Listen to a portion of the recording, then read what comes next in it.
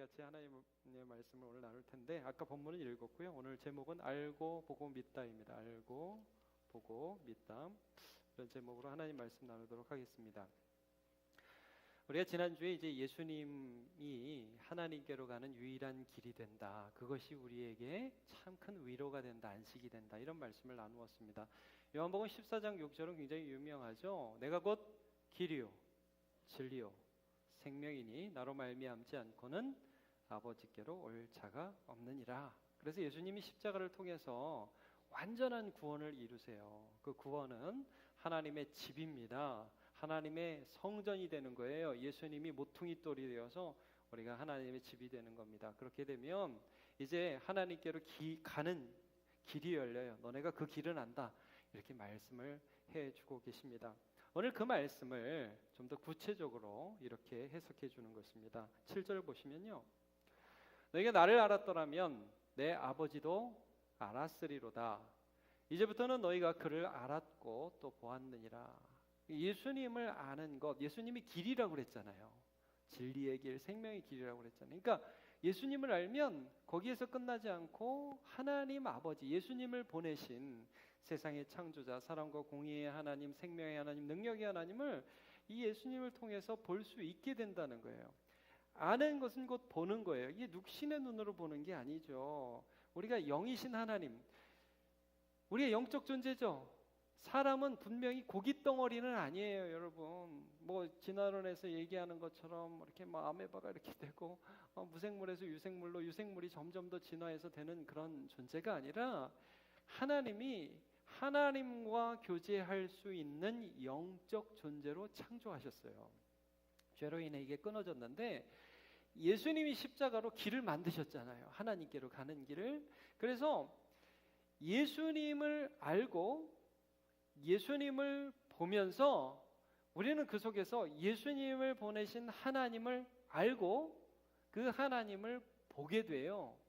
그래서 영원한 생명은 유일하신 하나님과 그가 보내신 자 예수 그리스도를 아는 것이니이다. 요한복음 17장 3절에도 말씀하죠.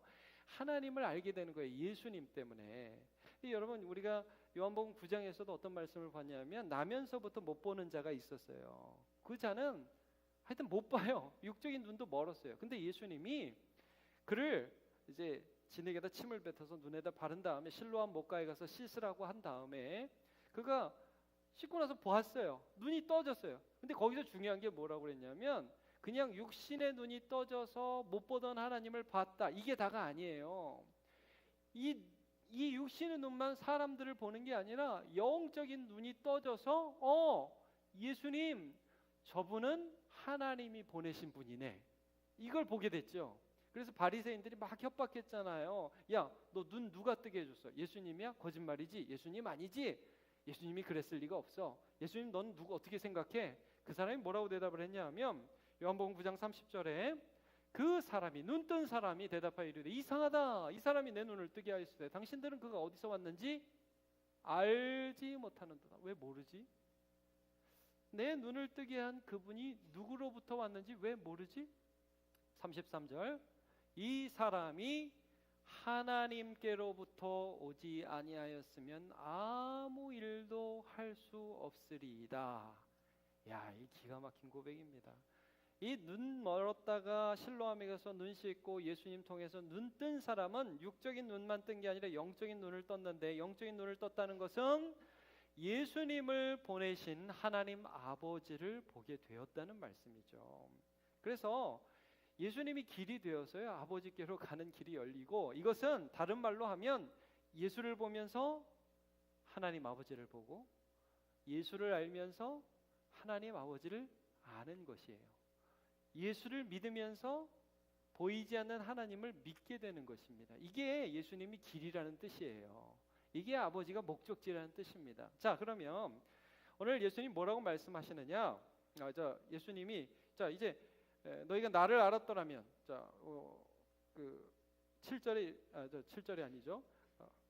7절이 맞죠. 죄송합니다. 7절에 이렇게 말씀하시죠. 너희가 나를 알았더라면 내 아버지도 알았으리로다. 이제부터는 너희가 그를 알았고 또 보았느니라, 이런 말씀을 하시죠. 나 때문에 하나님을 보게 될 거다. 하나님을 보게 되었다. 하나님을 알게 되었다. 빌립이 이 말씀에 대해서 솔직한 말로 솔직한 자기 고백을 합니다. 주님, 안 보이는데요. 내 눈에는 안 보이는데요. 물론 예수님은 영적인 눈을 말씀하신 것이지만 빌립은 솔직하게 하나님을 보고 싶다는 자기의 고백을 해요. 여러분, 우리도 가끔 하나님을 보고 싶죠? 확 나타났으면 좋겠죠. 눈에 보였으면. 너무 힘들 때는요, 하나님 한번 나타내 보여주세요. 그러면 좀 믿을게요. 그런 마음이 들기도 해요. 빌립이 그런 고백을 합니다. 8절에 아버지를 우리에게 보여주옵소서. 그리하면 족하겠나이다. 이 예수님이 하나님을 보여주는 그런 방식, 하나님을 알게 하는 것, 하나님을 믿게 하는 것, 그것은 예수님을 통해서라는 것을 다시 확인시키십니다. 9절을 보시죠. 예수께서 이르시되 빌립아, 내가 이렇게 오래 너희와 함께 있으되 내가 나를 알지 못하느냐. 알지 못하느냐. 자, 그 다음 뭐라고 했어요? 나를 본 자는 아버지를 보았거늘 어찌하여 아버지를 보이라 하느냐. 여러 한 가지 말씀이 생각납니다. 예수님께서 제자들에게 참 제자들과 사역을 하고 기적을 일으키시고 많은 사람을 사랑하시고 정말 어떻게 이런 능력이 있으신 분이 이런 사랑으로 사람을 대하실 수 있을까 하는 것을 보여주시면서 하루는 가이사라 빌립보에서 제자들에게 물어보셨죠. 사람들이 나를 누구라 하느냐? 뭐 엘리야라고도 하고요, 어떤 선지자라고도 하고요, 대단한 사람이라고도 그렇게 얘기하던데요.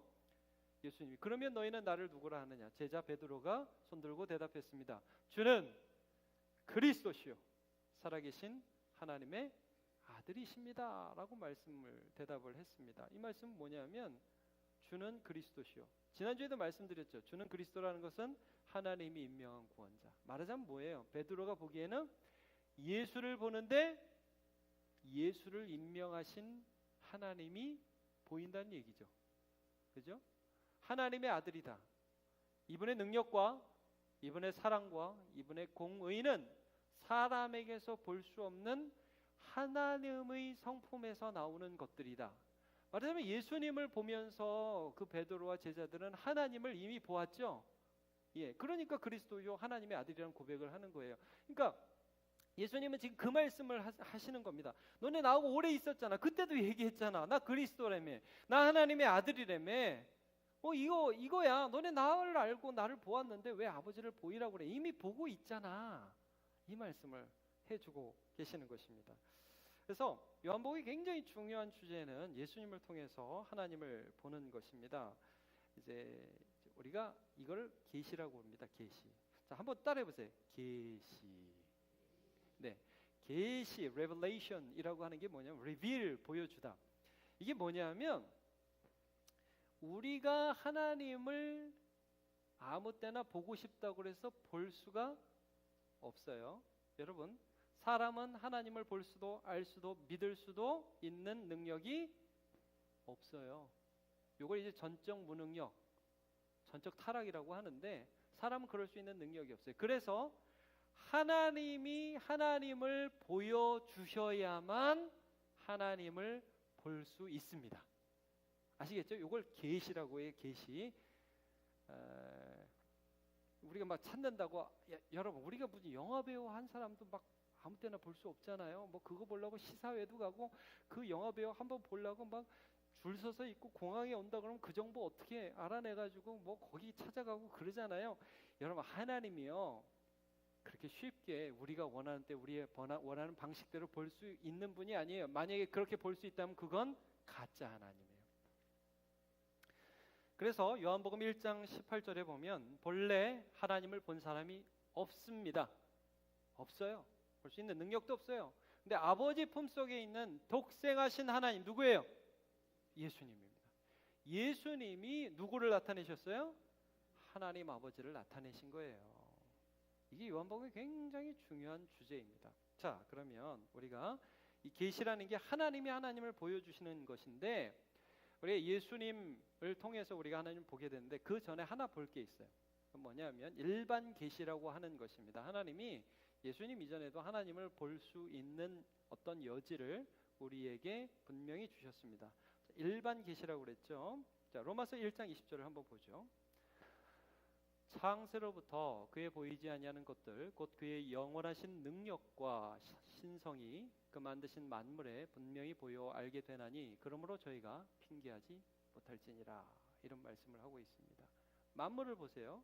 그러면 그 자연의 뭐든, 자연이란 말을 안 쓰는 게 좋습니다. 자연은 스스로 되었다, 이런 뜻이 좀 있기 때문에 창조물, 피조물 이런 말을 쓰는 게 더 좋은데, 어쨌든 이 피조물을 보면서 여러분 여행 좋아하시잖아요. 그래서 이 피조물들을 보면 해가 지는 거, 그 다음에 가을이 되면 이제 곧 단풍이 들겠죠. 그런 것들을 보면서 여러분 참 아름답다, 이렇게만 느끼세요? 그것을 만드신 분의 신성이, 영광이 그 피조물 안에서 느껴지지 않나요?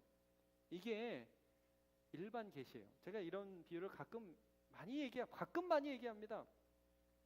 이거 아이패드잖아요. 제가 잘 쓰는 기계. 이걸 보면 누가 보이죠? 스티브 잡스라는 애플 창시자가 보이죠, 여러분? 안 보입니까? 아이폰 보면 스티브 잡스가 보여요. 반대로 뭐 갤럭시 그러면 이건희가 보일 수도 있겠죠. 근데 여러분, 사람은 그것만 보지 않아요. 여러분 이 건물도 보면 이 건물은 어느 시공사에서 했어? 작품을 보면 그 작품 너머에 있는 존재를 우리가 인식하죠. 그러니까 여러분 사람도 마찬가지예요. 사람이라는 존재를 생각해 보세요. 얼마나 신기한가.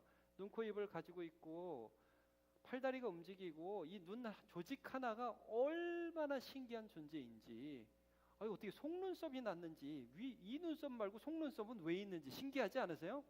속눈썹 없으면 막 빗물이 쑥쑥쑥 들어간다며 눈 속에.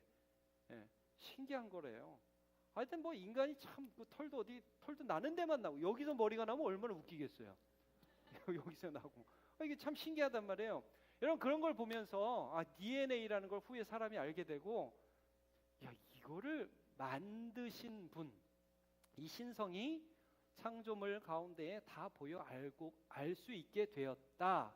근데 여러분 사람들이 아는데 전적 타락, 죄로 인해서 이것을 만드신 분을 느끼지만 아는데 몰라요. 빛이 비춰도 몰라요. 그래서 만물 속에서 만물을 만드신 하나님을 숭배하고 예배하는 게 아니라 만물을 예배한단 말이에요. 그게 우상 숭배예요, 여러분. 산에 가서 예배하고 나무에 가서 절하고 돌에 가가지고 아들 낳게 해달라고 기도하고, 여러분 이게 우상 숭배거든요. 그러니까 여러분 일반 계시를 통해서는 하나님을 분명히 알 수 있는 능력을 사람은 상실했다는 거예요. 이게 인간의 처참한 상황입니다. 그래서 하나님이 특별 계시를 주셨다. 이 특별 계시가 누구냐? 예수님이에요. 예수님. 하나님을 알 수 있도록. 그리고 예수님에 대하여 기록한 책이 성경입니다. 요한복음 5장 39절이 그래서 유명합니다. 너희가 성경에서, 이 성경 속에서 영생을 얻는 줄 알고 생각하고 막 보면서 성경이 이렇게 하라고 그래서 성경이 저렇게 하라고 그래서 맨날 율법 지키려고 그러는데, 야야 웃기지 마. 그 성경에서 증거하는 대상이 누구냐? 곧 나다. 이게 여기서 나가 누구예요? 예수님이에요. 한번 같이 읽어볼게요. 그 괄호는 빼고 같이 시작. 너희가 성경에서 영생을 얻는 줄 생각하고 성경을 연구하거니와 이 성경이 곧 내게 대하여 증언하는 것이니라. 굉장히 중요한 말씀입니다. 예수님에 대한 말씀이 바로 성경이다. 이 말씀을 해주고 있습니다. 우리는 이 성경을 통해서, 그리고 예수님이 직접 눈으로 보지 않았지만 이 말씀을 들음으로 보는 거예요. 여러분 그래서 우리 이런 찬양하지. 이 눈에 아무 증거 아니 배워도 안 보여요. 믿음만을 가지고서 그럼 믿음은 그냥 안 보여도 무조건 무식하게 믿는 게 믿음이다. 그렇지가 않아요, 여러분. 믿음은 예수 그리스도에 대한 말씀을 들을 때에 하나님이 내 안에서 일으키시는 하나님을 보는 감각이며 능력입니다. 또 다른 눈을 뜨는 거예요. 또 다른 눈, 영적인 눈을 뜨는 거예요. 딴 사람은 안 보이는데 나는 보이는 거예요. 그게 믿음이에요. 자, 여러분 그래서 그러면 구약 성경에 어떠한 예수님에 대한 증거들이 나타나는지 몇 가지만 보겠습니다. 물론 창세기 3장에도 보면 하나님께서 타락한 아담에게, 타락한 하와에게 이 여자의 후손이 뱀의 머리를 박살낼 거다, 이런 말씀하시죠. 그 여자의 후손이 예수님입니다. 그것뿐만 아니라 창세기 보면 22장에도 한번 보여주세요. 11절에 보면 아브라함이 자기 아들 이삭을 드리려고 할 때 여호와의 사자, 여러분 사자 여기서 라이언이 아닙니다. 어흥 하는 사자가 아니라 여호와의 메신저, 여호와의 말씀이 하늘로부터 그를 불러 이르시고, 또 그 사자 여호와의 메신저가 그 아이에게 손을 대지 말라고 명령하십니다. 이런 부분들이 많이 나와요. 단순히 천사가 아닙니다. 여호와 자신인 여호와께서 나타나셔요. 그리고 또 이것뿐만 아니라 출애굽기에 보면 그 성막이 나와요. 성막 자체가 예수님에 대한 예표입니다. 출애굽기 25장 22절, 거기서 내가 너와 만나고 속주에서 곧 증거궤 위에 있는 두 그룹 사이에서, 체러빔 천사 사이에서, 천사 모형의 그런 금으로 만든 법궤 상자의 뚜껑이 있어요. 이게 속죄소인데 거기다 1년에 한 번 대제사장이 들어가서 피를 뿌려요. 그러면 하나님이 거기서 너희를 만나줄 거다. 여러분, 십자가에서 뿌리신 예수님의 피를 근거로 해서 죄가 용서된 자는 하나님을 만날 수 있는 길이 열렸습니다. 이 예수님에 대한 예표예요. 자, 뭐 구약의 제사, 모든 것들이 다 예수님에 대한 예표라고 할 수 있죠. 신명기 18장에 보면 모세는 자기가 죽은 후를 예언하면서 이런 말씀을 합니다. 내 하나님 여호와께서 너희 가운데 내 형제 중에서 너를 위하여 나와 같은 선지자 하나를 일으키시리니 너희는 그의 말을 들을지니라. 주님께서 모세와 같이 하나님의 말씀을 전하는, 모세가 예표한 진짜 선지자를 보낼 거라는 거예요. 그분의 말을 들어라. 여러분, 나중에 예수님이 이 땅에 오셨을 때 산에 제자 셋 데리고 올라가십니다. 그래서 기도하는데 갑자기 몸이 변화되고 옷이 변화돼요. 그래서 세상에서 빨래해서 희게 할 수 없을 만큼 희고 광채가 나는 그러한 현상이 예수님과 모세와 엘리야에게 나타나죠. 자, 그때 이제 베드로는 정신없어갖고 주여 여기가 주사오니 초막셋을 하나는 주를 위하여, 하나는 모세를 위하여, 하나는 엘리사를 위하여 짓지요. 한참 정신없는 소리 할 때 하늘에서 이런 음성이 들렸습니다. 이는 내 사랑하는 아들이니 너희는 저의 말을 들어라 그럽니다. 이게 모세가 말한 나와 같은 선지자라는 거예요. 나와 같은 선지자가 나타날 것이다. 하나만 여러분 찾아봅시다. 다니엘서 2장을 한번 가보시기 바랍니다. 우리가 다니엘은 믿음을 지킨 사람, 왕의 진미를 거절한 사람, 사자굴에 들어가도 살아났던 그런 사람으로 알고 있습니다. 그런데 중요한 다니엘이 했던 일 가운데 하나가 꿈을 해석한 부분입니다. 느부갓네살이라는 당시 바벨론의 폭군이 한 희한한 꿈을 꾸고, 꿈을 해석할 수 있는 뭐 신접한접 박수 무당 다 불러가지고 너네 꿈 해석해, 알려주세요. 꿈 내용도 안 알려주고 해석하래요. 다 못하고 있는데 다니엘이 그 꿈을 보여주고 해석합니다. 자, 31절 보시죠. 다니엘서 2장 31절. 그 꿈 내용을 보면 이렇습니다. 왕이여, 왕이 한 큰 신상을 보셨나이다. 꿈속에서 한 신상, 우상, 어떤 사람 형상을 딱 봤어요. 그 신상이 왕의 앞에 섰는데 그 광채가 매우 찬란하며 그 모양이 심히 두려우니 그 우상의 머리는 순금이요, 가슴은 은과 두 팔은 은이요, 배와 넓적다리는 노시요. 그러니까 희한하죠. 머리는 금, 은, 여긴 동, 노시고 그 종아리는 쇠요, 발의 얼마는 쇠와 진흙이 막 섞여요. 근데 35절 보세요. 그때 쇠와 진흙과 녹과 은과 금이 다 부서져. 죄송합니다. 34절부터 봐야 됩니다. 왕이 보신즉 이게 신상이 서 있는데 갑자기 손대지 아니한 돌, 그러니까 사람이 만든 돌이 아닌 어떤 신기한 돌이 딱 나와가지고 이게 150km 날라왔는지 160km 날라왔는지 신상을 확 쳐가지고 신상의 쇠와 진흙에 발을 쳐서 부서뜨렸어요.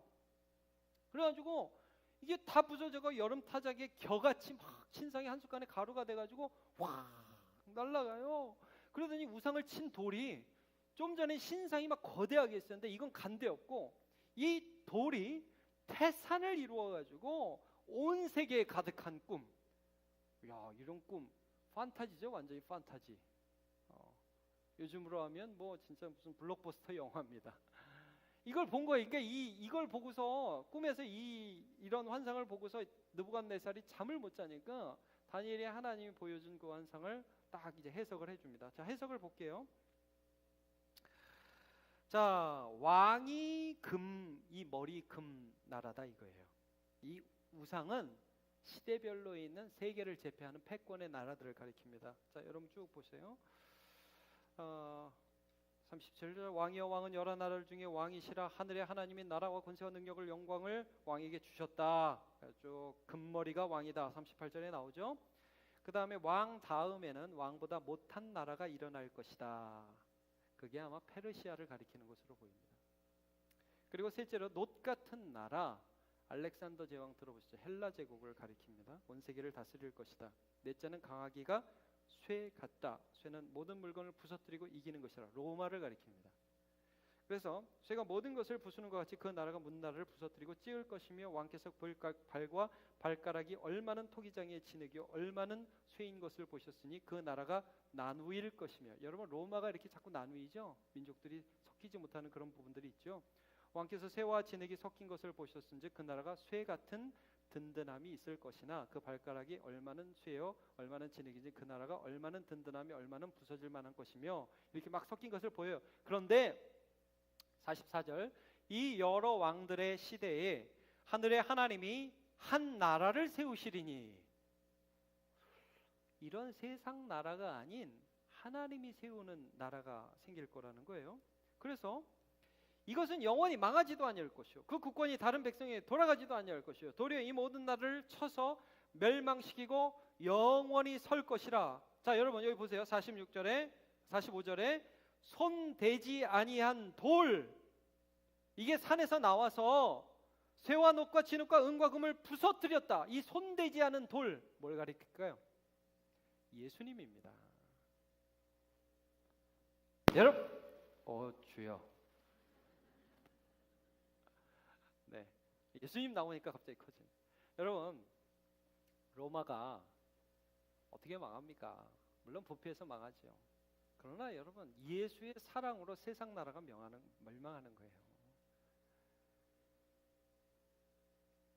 어떤 나라도 계속해서 진행되며 그의 국권이 존속되지 못했어요. 그러나 예수를 통하여 사람이 뜨지 않은, 사람이 만들지 않은 돌, 하나님으로부터 온 이 돌 예수님이 이루신 하나님의 나라 교회는 영원히 멸망하지 않으며 하나님의 나라, 하나님의 능력을 보여주며 영원한 성전 아버지의 집이 될 것입니다. 지금 이걸 말씀해 주고 있어요. 이 말씀대로 예수님이 오신 거예요. 그래서 여러분, 예수님이 십자가에 그냥 와보니까 불쌍해서 죽으셨고 또 죽었으니까 어쩔 수 없이 살아나고 그런 게 아니에요. 이건 성경 말씀의 성취라고요. 성경에 써 있는 것이 역사 가운데에서 진행되어 오면서 예수를 통해서 성취된 거예요. 그러니까 어떤 다른 종교처럼 어떤 위대한 사람이 나와서 좋은 말 하고 갔다, 이게 아니에요. 역사 속에 살아계신 하나님이 예수님을 통해 보여진 겁니다. 그래서 여러분, 예수님은요 하나님의 살아계심을 역사의 성취로서 보여주신 거예요. 그래서 여러분 요 구절 한번 볼게요. 고린도전서 15장 3절 4절 내가 받은 것을 너에게 먼저 전하였느니 이는 성경대로 그리스도께서 우리 죄를 위하여 죽으시고. 성경이 성취라는 거예요. 그다음 4절도 보면 장사 지낸 바 되셨다가 성경대로 사흘 만에 다시 살아나서. 나폴레옹이라는 사람, 프랑스의 유명한 장군 여러분 아시죠? 그 사람이 이제 세인트 헬라나 섬에 유배되었을 때 그때에 그 한 백작에게 이런 몽톨롱 백작에게 이런 말을 했다고 합니다. 알렉산더 대제, 시제, 사를마니오 그리고 나도 위대한 제국을 건설했다.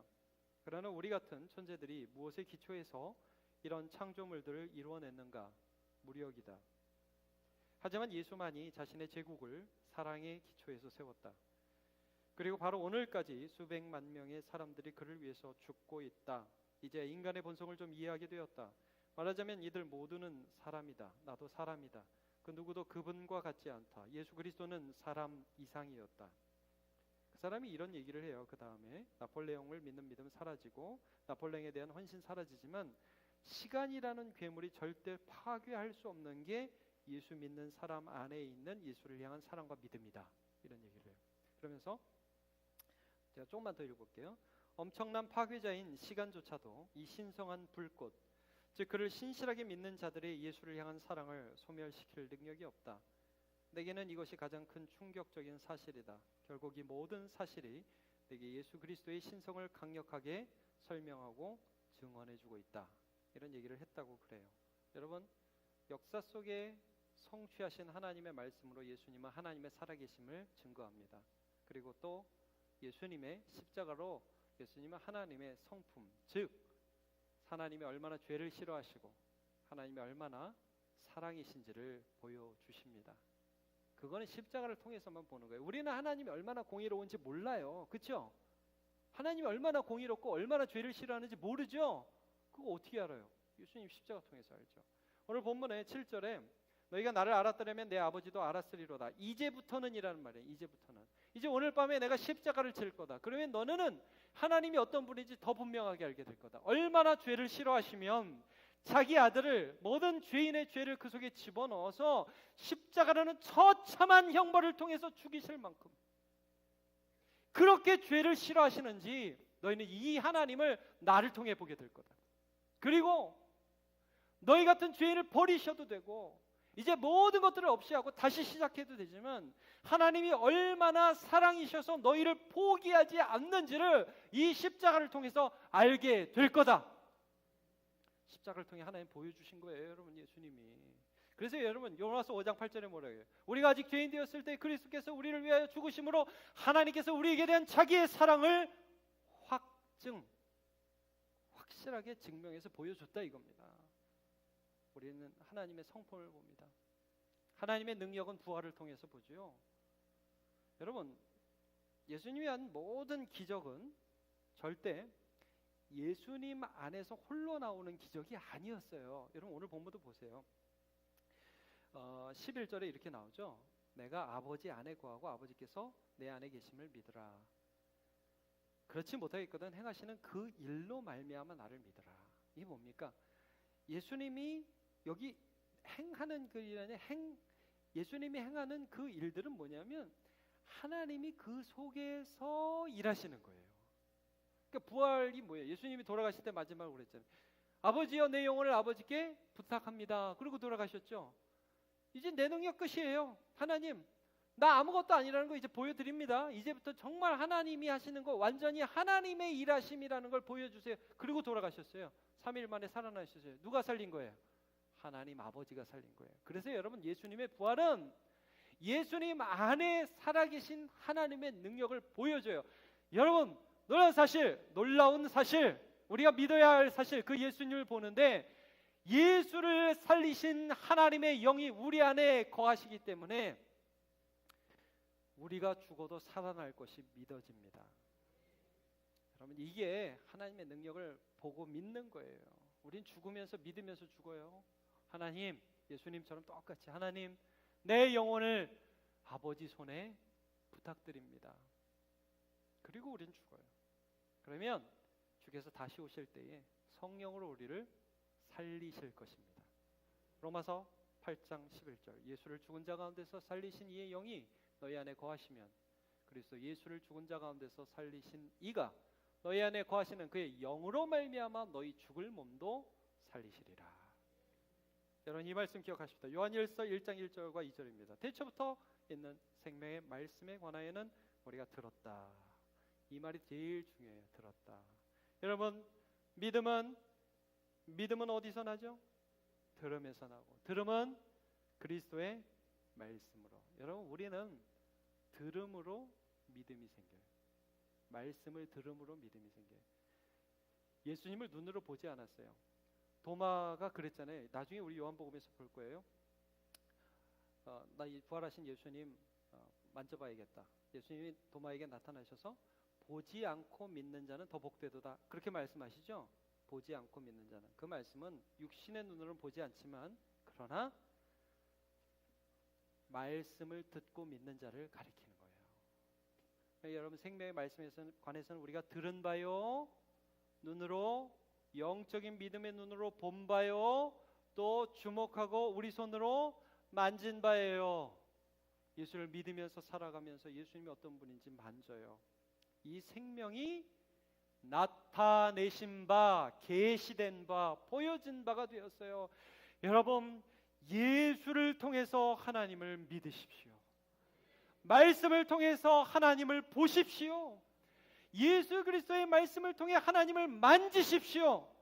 우리가 걸어가는 터널 같은 이 세상은 하나님이 안 보인다고요. 우리의 육신의 눈으로는 절대 안 보여요. 여러분, 살아가면서 하나님이 안 보여요. 안 계신 것 같아요. 그런 게 우리의 삶이에요. 그런데 말씀의 자리, 하나님의 그리스도를 보는 그 자리로 갈 때마다 빛이 비추는 겁니다. 어두운데 빛이 비치리라 말씀하셨던 그 하나님께서 예수 그리스도의 얼굴에 있는 하나님의 영광을 아는 빛을 우리 마음에 비추셨느니라. 오늘도 이 말씀이 저와 여러분에게 이루어지기를